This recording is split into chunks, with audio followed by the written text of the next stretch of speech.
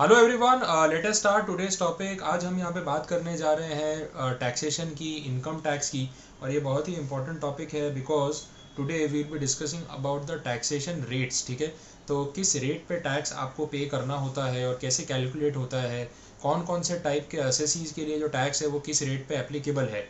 Individuals हैं, companies हैं, partnership firm है, ट्रस्ट है, एसोसिएशंस हैं, तो सबके लिए क्या एक ही टैक्स रेट होता है या कैलकुलेट करने का तरीका सेम होता है या डिफर करता है, वो चीज़ें आज के लेक्चर में हम सीखने जा रहे हैं। तो अब ये प्रैक्टिकल पार्ट शुरू हो गया है इंट्रोडक्शन वाले टॉपिक का, वो आप ध्यान रखना। ठीक है, तो लेट अस स्टार्ट।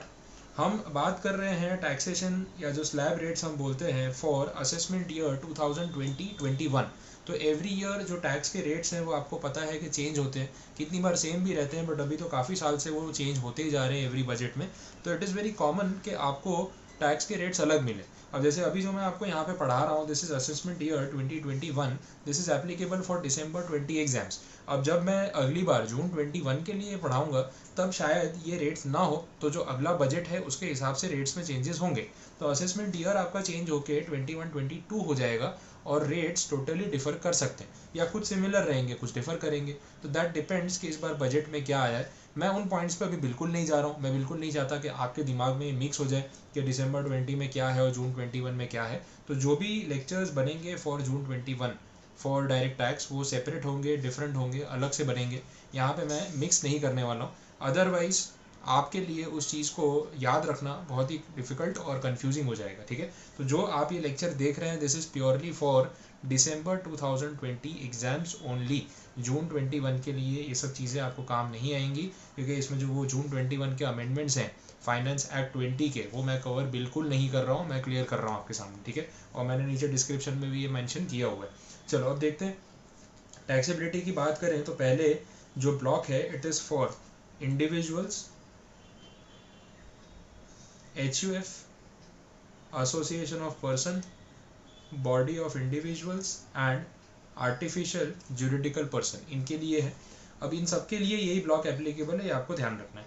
सबसे पहले जो कैटेगरी है it is for individuals, HUF, AOP, BOI and artificial juridical person.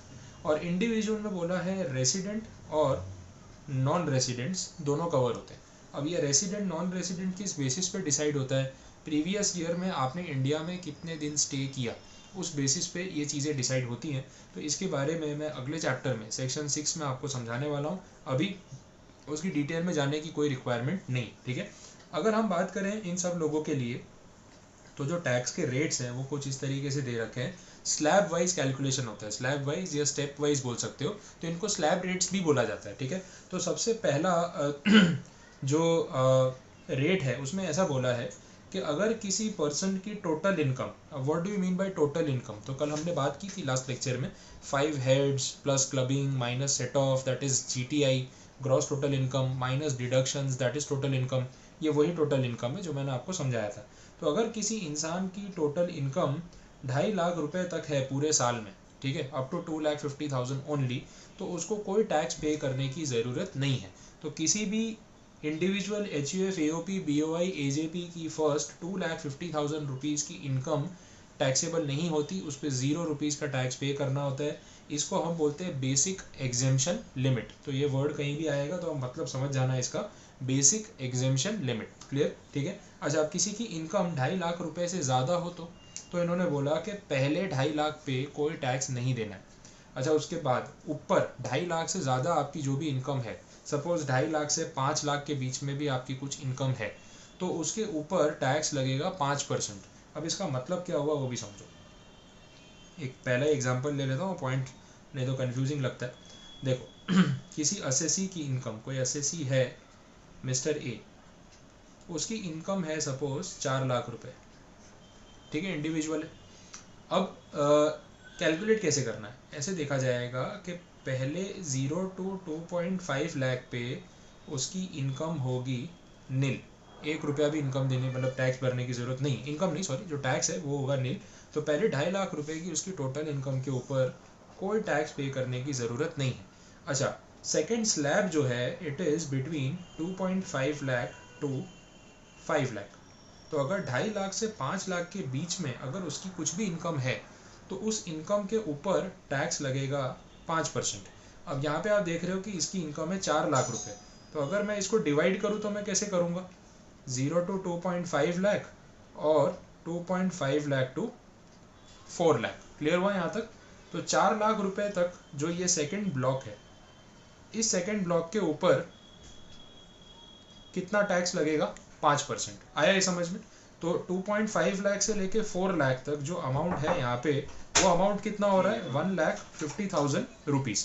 तो इसके ऊपर 5% जो टैक्स है वो एप्लीकेबल रहेगा। आप 5% टैक्स गिन के देख लो कितना होता है, ठीक है? तो 5% टैक्स इस पे कितना हो जाएगा, 7,500 रुपीज़। क्लियर ये चीज़? तो पहले 0 to 2.5 लाख के ऊपर तो कोई टैक्स पे करने की ज़रूरत नहीं है। 2.5 लाख से 5 लाख के ऊपर या उसके बीच में जो आपकी इनकम आ रही है, मतलब 1,50,000 रुपये, उस 1,50,000 रुपये पे 5% टैक्स गिनना है, जो हो रहा है 7,500 रुपये। आया ये समझ में? क्लियर हुआ? ठीक है। अब इसी तरीके से अगर किसी असेसी की इनकम 5 लाख रुपए से ऊपर हो तो कैलकुलेशन और आगे बढ़ेगा, वो भी समझ लेते हैं। मैं और एग्जांपल लेता हूँ। देखो, अगर 5 लाख से ऊपर और अप टू 10 लाख किसी की इनकम है, तो उस ब्लॉक में जो टैक्स का रेट एप्लीकेबल होगा वो कितना हो जाएगा, 20%। अब इसका क्या मतलब हुआ, कैसे अप्लाई होगा, एक और एग्जाम्पल लेते हैं। मिस्टर ए को जाने दो, उसकी इनकम जितनी थी वो तो उसने बताई दी। हम दूसरा एग्जाम्पल लेते हैं मिस्टर बी का। मिस्टर बी की जो टोटल इनकम है, इट इज़ 8 लाख रुपीज़। ठीक है, क्लियर है? तो 8 लाख रुपीज़ के ऊपर हम टैक्स कैसे कैलकुलेट करेंगे वो आपको समझना है। इसकी इनकम को आप ब्रेक कर दो पार्ट्स में। हमें ऐसे नहीं देखना है कि 8 लाख की इनकम है, 5 से 10 लाख के बीच में है, मतलब पूरे पे 20% टैक्स, ऐसा कैलकुलेशन नहीं। हमें इसको पार्ट्स में या स्लैब्स में डिवाइड करना है, 0 to 2.5 लाख रुपीज़, और इसके ऊपर कोई टैक्स नहीं लगेगा। उसके ऊपर जो टैक्स का रेट रहेगा that will be nil, it will be 0। ठीक है। उसके बाद 2.5 लाख से लेके 5 लाख के बीच में जो इसकी इनकम है उसके ऊपर टैक्स कितना लगेगा, 5%। ठीक है। अब यहाँ पे इसकी इनकम कितनी है, इसकी इनकम तो 8 लाख है, मतलब इस ब्लॉक में वो पूरे 2.5 लाख रुपए कमा रहा है ना। आया है समझ में? तो इसके ऊपर पूरा 5% टैक्स उसको पे करना ही है। तो ये अमाउंट हो जाएगा 12,500 रुपीज़। इसके बाद तीसरा ब्लॉक अगर हम देखें, जो 5 से 10 लाख वाला ब्लॉक है, तो 5 से 10 लाख वाले ब्लॉक में कितने पैसे वो कमा रहा है, क्या वो पूरे 5 लाख रुपए कमा रहा है, 5 से 10 नहीं, उसकी इनकम है अप टू 8 लाख ओनली।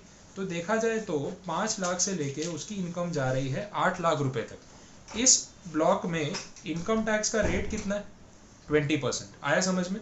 तो ये जो रेट है 20%, वो कितने अमाउंट पे लगेगा, 3 लाख रुपए पे। 3 लाख कहाँ से आया, ये 5 लाख से लेके 8 लाख के बीच का 3 लाख रुपए। तो आप 3 लाख पे गिनो 20%, कितना हो गया, ये होगा 60,000। आया समझ में? तो अब देखो, थोड़ा सा इसको क्लियरली मैं लिख देता हूँ। जो मिस्टर बी है, मिस्टर बी की इनकम कितनी थी, 8 लाख रुपीज़। 0 to 2.5 लाख तक तो बेसिक एग्जेम्पशन है, तो उसका टैक्स पेएबल है 0। 2.5 लाख से 5 लाख के बीच में उसकी जो इनकम है उस पर उसका टैक्स बन रहा है 12,500। इसके बाद 5 लाख से 8 लाख के बीच में जो टैक्स मतलब जो इनकम बन रही है उसकी, उस पर उसका टैक्स बन रहा है 60,000।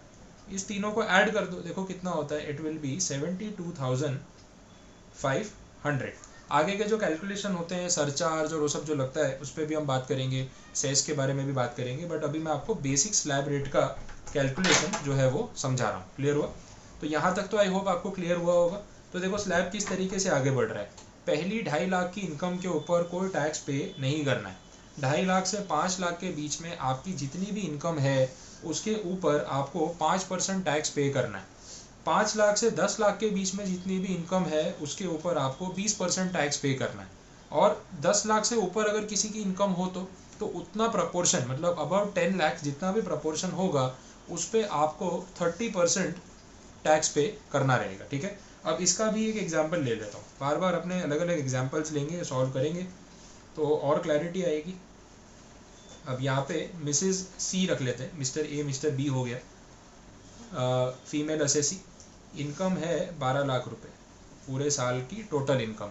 अब इसको भी आप स्लैब में डिवाइड करो, 0 से लेके 2.5 लाख तक इनकम टैक्स का रेट नील और टैक्स पेएबल इस ब्लॉक में 0, कोई टैक्स पे नहीं करना है।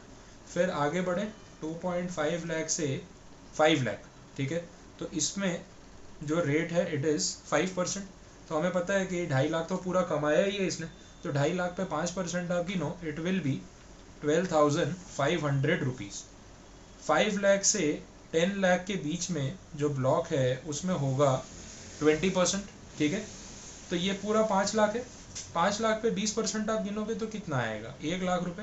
सुनने में लग रहा है ना सर 1 लाख रुपए टैक्स, भाई लगता है क्या कर सकते हैं, इसलिए तो लोग देते नहीं है। फिर 10 लाख से लेके 12 लाख तक जो इसकी इनकम है, ये जो 2 लाख रुपए का ब्लॉक है इस पे 30%, तो अब 2 लाख पे 30% आप गिनोगे तो इट विल बी 60,000 रुपीज़, ठीक है। इसका टोटल करके देख लेते हैं, 1 lakh 60,000 70,000 72,500, 1,72,500 is the tax which is calculated। आया है समझ में, ठीक है। अब इसके ऊपर सरचार्ज, सेस, रिलीफ जो कुछ भी है वो कैलकुलेशन में आगे आपको सिखाऊंगा, बट अभी सिर्फ बेसिक टैक्स रेट कैसे अप्लाई होता है उसका मैं आपको प्रिपरेशन जो है वो समझा रहा हूँ कि उसको कैलकुलेट कैसे करना है। क्लियर है यहाँ तक? तो आई होप यहाँ तक तो पूरा समझ में आया होगा। तो ये एक ब्लॉक हो गया, इंडिविजुअल रेसिडेंट हो या नॉन रेसिडेंट हो, HUF हो, AOP हो, BOI हो, AJP हो, इन सब के ऊपर जो टैक्स का रेट एप्लीकेबल है वो आपके सामने है। वैसे ही अगर हम बात करें सेकंड कैटेगरी की, अब इसमें देखना लिखा क्या है, रेसिडेंट सीनियर सिटीजन, बहुत ही इंपॉर्टेंट ब्लॉक है, रेसिडेंट सीनियर सिटीजन। अब देखो रेसिडेंट मतलब यहाँ पे क्लियर कर दिया कि एक तो नॉन रेसिडेंट नहीं चलेगा, मतलब ये जो ब्लॉक है वो नॉन रेसिडेंट के लिए नहीं है। दूसरा, सीनियर सिटीजन्स के ऊपर फोकस किया है, तो ये बाकी के सिटीजन्स को कवर नहीं करता है। इसका मतलब है कि जो सिटीजन 60 ईयर्स का है और उसके अबव है, ही इज़ और she is a senior citizen. तो जो सीनियर सिटीजन की डेफिनेशन है कि कौन सा एज ब्लॉक यहाँ कवर होता है, 60 and above but less than 80, ठीक है, 60 and above but less than 80, क्योंकि एग्जैक्ट 80 हो गया ना तो उसके लिए फिर नीचे सी पॉइंट है, थर्ड कैटेगरी है। तो सीनियर सिटीजन्स को टैक्सेशन के जो रेट्स हैं उसमें कुछ चेंजेस हैं, कुछ बेनिफिट्स उनको मिल जाते हैं, तो वो हमें यहाँ पे समझने। तो सिर्फ सीनियर सिटीजन रेसिडेंट हो तो उसके लिए ये ब्लॉक एप्लीकेबल है, इसका मतलब भी मैं आपको समझाता हूँ, पहले आप उसके रेट्स देख लो।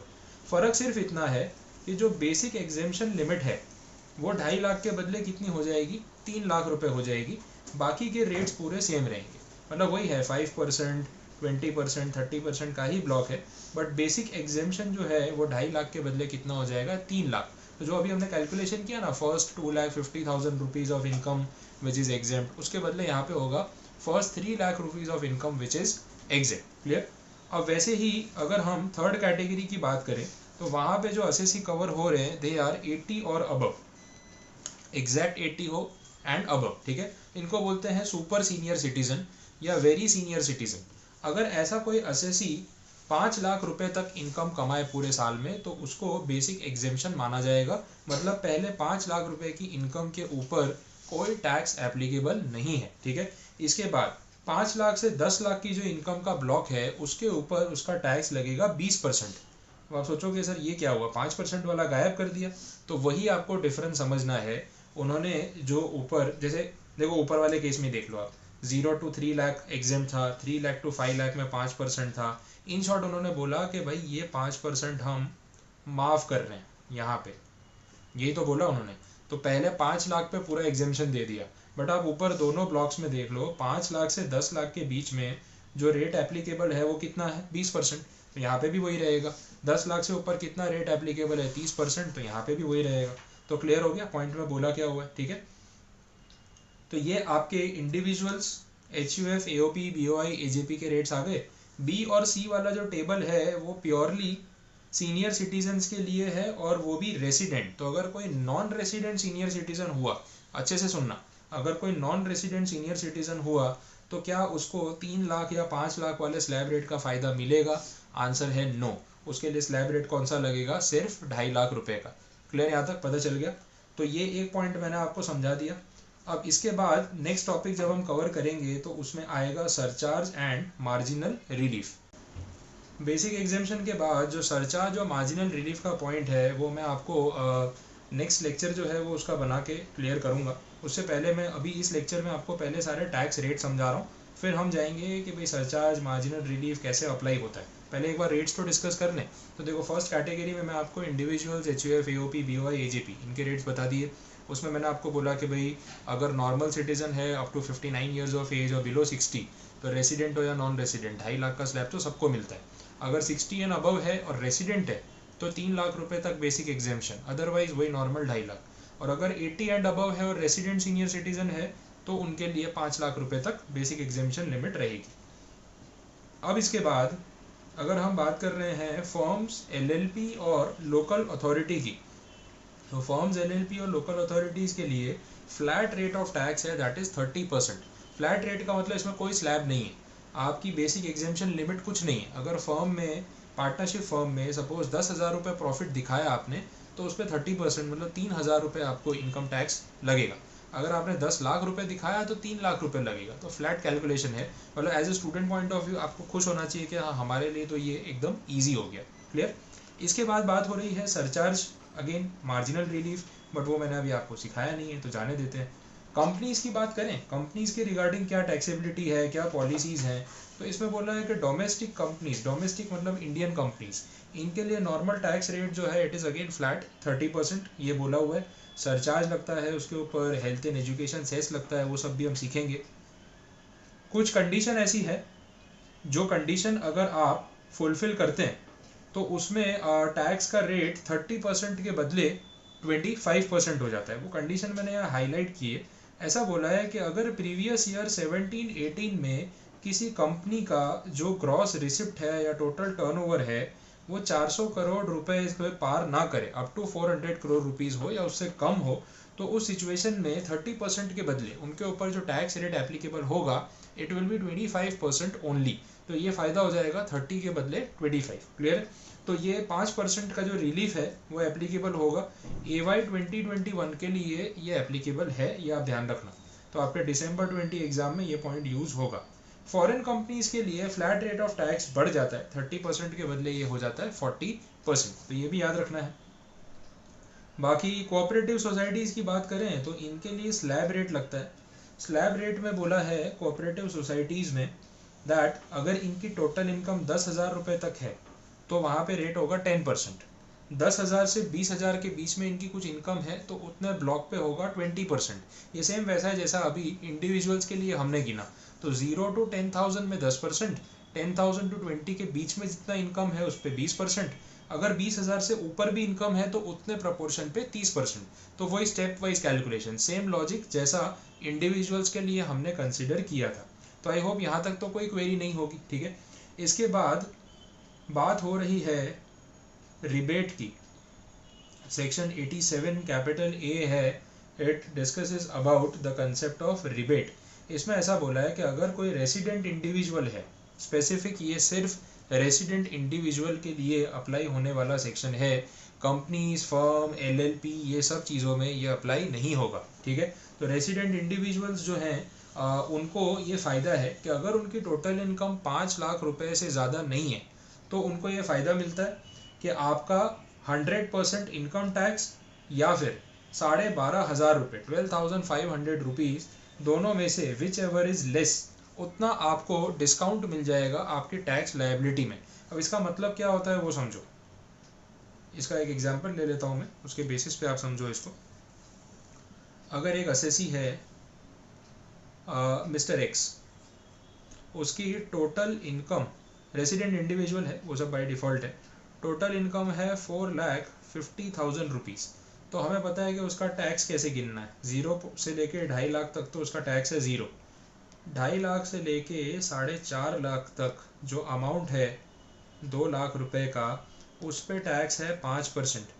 तो ये कितना हो जाएगा 10,000 रुपये। ठीक है। तो टोटल कितना हो गया, 0 और 10,000 मिला के 10,000 रुपये। इसमें से इसको 87A का रिबेट जो है उसका बेनिफिट मिलना चाहिए।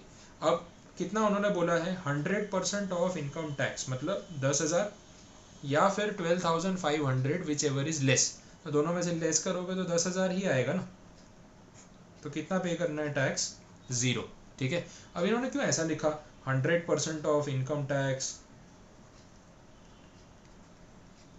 और 12,500 which ever is less, directly लिख देते 12,500, पर ऐसा लिखते तो इस सिचुएशन में क्या होता है, 10,000 में से 12.5 माइनस कर दे, 2,500 नेगेटिव आंसर आता, तो फिर आप 2,500 रुपये रिफंड मांग लेते, कैरी फॉरवर्ड मांग लेते। तो सरकार को पता थी कि ऐसा होगा, तो इन शॉर्ट ऐसा बोला है कि 12,500 रुपये तक का जो टैक्स आ रहा है वो एग्जेंट। अब पता है मजे की बात क्या है, अगर किसी की एग्जैक्ट 5 लाख इनकम बोला है ना, डज नॉट एक्सीड, तो एग्जैक्ट 5 लाख भी तो चलेगी। एग्जैक्ट 5 लाख पे टैक्स आता है 12,500, और उसमें से आप 12,500 माइनस कर दो तो जीरो हो जाता है अमाउंट। इन शॉर्ट 5 लाख रुपए तक की इनकम अगर किसी रेसिडेंट इंडिविजुअल की है तो उसका टैक्स लायबिलिटी 0। क्लियर, तो बाकी सब चीज़ें तो आएंगी नहीं कैलकुलेशन में, सीधा टैक्स का अमाउंट 0। तो वैसे बोलने को बेसिक एग्जेम्पशन 2.5 लाख है, लेकिन अगर कोई असेसी रेसिडेंट इंडिविजुअल है और 5 लाख रुपए से ज़्यादा उसकी टोटल इनकम नहीं है, तो उसको यहाँ पे एक प्लस पॉइंट है कि उसकी टोटल टैक्स लायबिलिटी ही 0 हो जाएगी। हाँ, लेकिन 5 लाख से थोड़ी भी ऊपर इनकम है तो 87A से आप बाहर हो जाओगे, फिर आपको ये 12,500 का फ़ायदा नहीं मिलेगा। तो अब लोग क्या करते हैं, 5 लाख तक मज़े से इनकम दिखाते हैं, तो जो 3-4 लाख दिखाता था वो सोचता है अगर मैं 5 लाख भी दिखा दूँ तो क्या फ़र्क पड़ेगा, टैक्स तो 0 आने वाला है। तो वो इनकम बढ़ा के भी दिखा सकता है, अपनी कैपिटल इंक्रीज करके भी दिखा सकता है, कोई फ़र्क नहीं पड़ेगा। क्लियर, तो ये पॉइंट हो गया। मैक्सिमम मार्जिनल रेट ये मैं नेक्स्ट लेक्चर के लिए बाकी रखता हूँ, एक बार मुझे सरचार्ज एंड ऑल समझा लेने दो, फिर मैं इसको अच्छे से रिलेट करवा पाऊँगा। 115PA जो है वो भी हम बाद में ही पढ़ेंगे, क्योंकि इसमें जो सेक्शंस का रेलेवेंस यहाँ पे दिख रहा है ना, रेफरेंस, वो अभी तक हमने कुछ भी नहीं पढ़े, अभी तो शुरुआत है, पहला चैप्टर है। तो वो सब सीखने के बाद ही आप इन चीज़ों को समझ पाओगे, तो थोड़ा पेशेंस रखना पड़ेगा। क्लियर, तो यहाँ तक मैंने आपको सारे टैक्स रेट समझा दिए।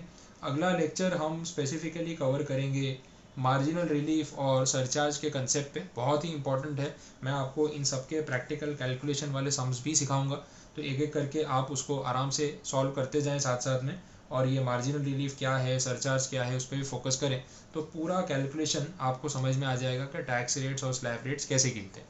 क्लियर ये चीज़, ठीक है। सो यहाँ पे हम पैकअप करते हैं आज का लेक्चर। कोई क्वेरी है तो आप कमेंट करके पूछ सकते हैं, और जो लोग ये लेक्चर यूट्यूब पे देख रहे हैं, अगर आपको दिसंबर 20 के टैक्स के सारे लेक्चर्स कवर करने हो तो अपने मोबाइल ऐप के ऊपर आप जाके एंड्रॉयड से डाउनलोड कर सकते हैं। iOS यूज़र हैं, एंड्रॉयड यूज़र नहीं है तो वेबसाइट है अपनी igniteacademy.co.in, उस पर जा सकते हैं।